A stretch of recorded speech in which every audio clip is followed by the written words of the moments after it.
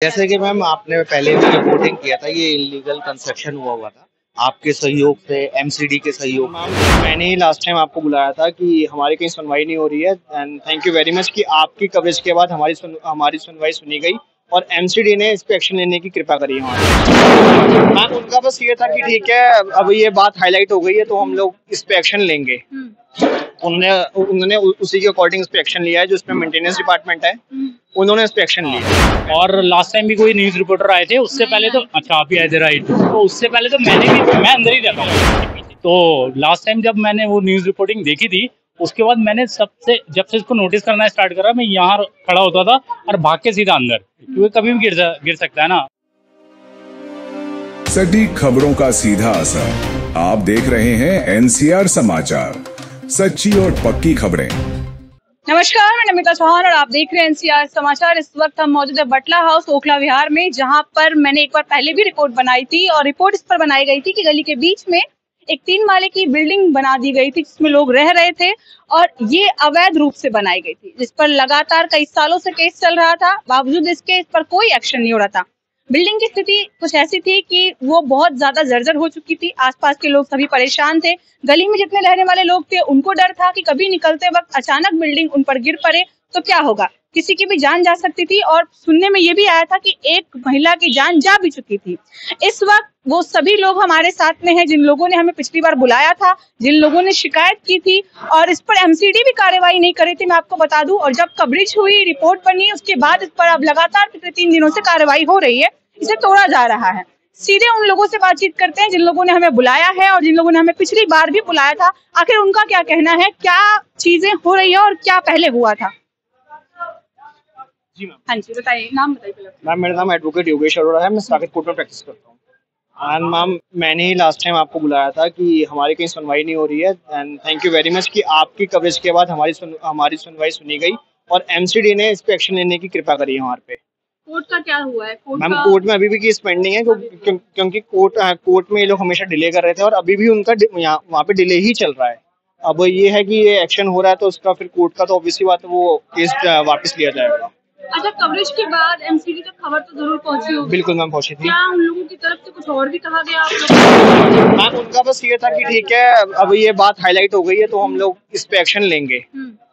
उन्होंने उसी के अकॉर्डिंग इस पे एक्शन लिया है, जो इसमें मेंटेनेंस डिपार्टमेंट है उन्होंने इस पे एक्शन लिया है, एमसीडी के मेंटेनेंस डिपार्टमेंट। आपकी गली के और लोग भी होंगे जो उस वक्त भी थे? बिल्कुल मैम, सारे यहाँ पे मौजूद हैं। तो मैम सब लोग इससे ये हैं कि काफी खुश हैं कि इसमें इसको कंस्ट्रक्शन को जो था डिमोलिश करा जा रहा है, बट ये थोड़ी बहुत दिक्कतें आ रही हैं, उसमें हम लोग सारे मिलके उसे कॉप अप कर रहे हैं। बट ये है एमसीडी इस टाइम काफी अच्छे से, क्योंकि डेंजरस बिल्डिंग में है तो दोनों तरफ से जो मेरी बिल्डिंग का भी काफी ध्यान रख रहे हैं और उस साइड का भी ध्यान रख रहे हैं।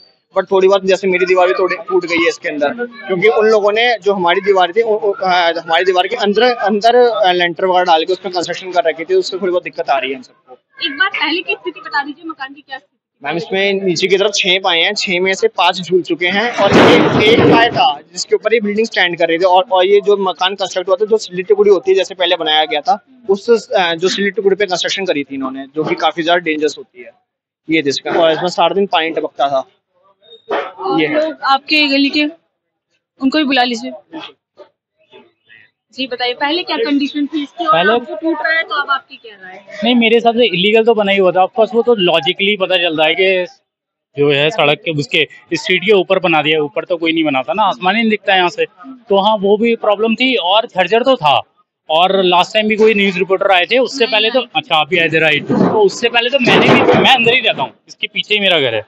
तो लास्ट टाइम जब मैंने वो न्यूज रिपोर्टिंग देखी थी, उसके बाद मैंने जब से इसको नोटिस करना स्टार्ट करा, मैं यहाँ खड़ा होता था और भाग के सीधा अंदर, क्योंकि कभी भी गिर सकता है ना। तो अच्छी बात है टूटना, लेकिन हाँ अभी थोड़ी कन्वीनियंट हो रही प्रॉब्लम हो रही है लोगों को कि अभी ये मलबा साफ हो जाए इतना जल्दी, वही। लेकिन हाँ काम बढ़िया है, ये होना चाहिए था, मैं तो यही। देखिए, कुल मिलाकर के अभी जो स्थिति है इसकी, जो स्थिति में ये पहले था उसके बाद इसका टूट जाना जरूरी था, क्योंकि सभी लोग, जैसा कि अभी भी आपने सुना कि यहाँ से गुजरते वक्त भी उन्हें डर लगा रहता था कि कहीं अचानक से ये गिर ना जाए, तो लोग भागकर क्रॉस करते थे। इसकी वजह से एक महिला की पहले भी जान जा चुकी थी।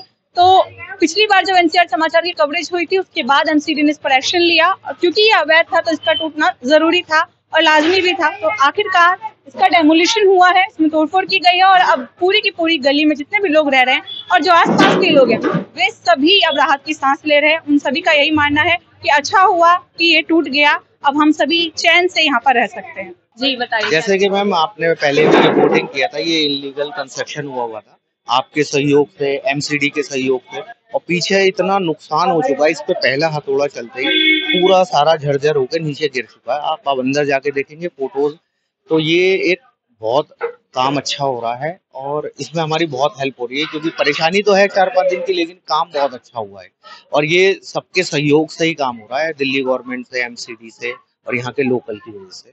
तो हम इसका बहुत शुक्र अदा करते हैं यहाँ पर सबका, इसलिए कि ये बहुत ज्यादा खतरे की चीज थी, आज ये चीज इसका एंड हो गया, बस यही चीज।